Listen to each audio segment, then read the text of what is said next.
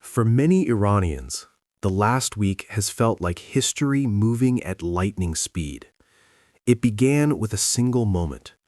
Reports spread across the country that Ali Khamenei, the man who had ruled Iran for decades, had been killed during a wave of military strikes.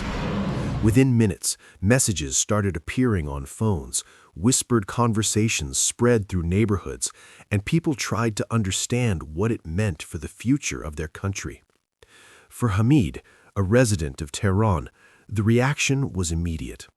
He stepped outside with his wife and daughter and joined others on the streets. For the first time in years, he said he felt something many Iranians had not felt for a long time: hope. Over the next few nights, as explosions echoed across Tehran, Hamid and his family climbed to the roof of their home. From there, they could see flashes of light across the city skyline as airstrikes targeted government and military sites.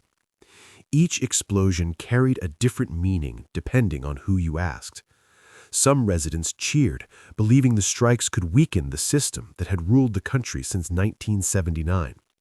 Others watched in silence, worried about where the conflict might lead.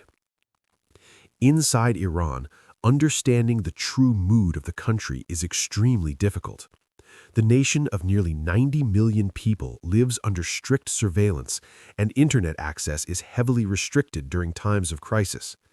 Messages warning citizens about online activity have circulated widely.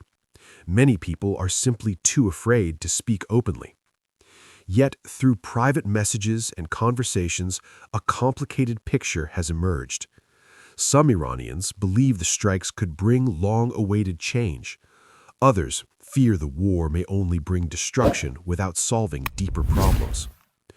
One man named Mohammed said he had expected to feel joy when he heard the news about the supreme leader. Instead, he felt nothing, just uncertainty. Across the country, people describe the same emotional contradiction.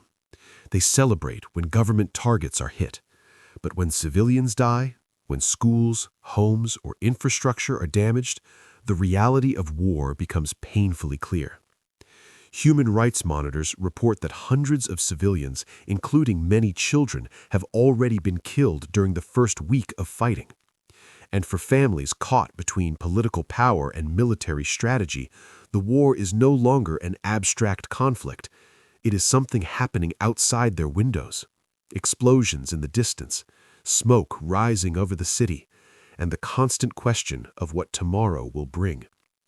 Because for millions of people in Iran today, the future has never felt more uncertain.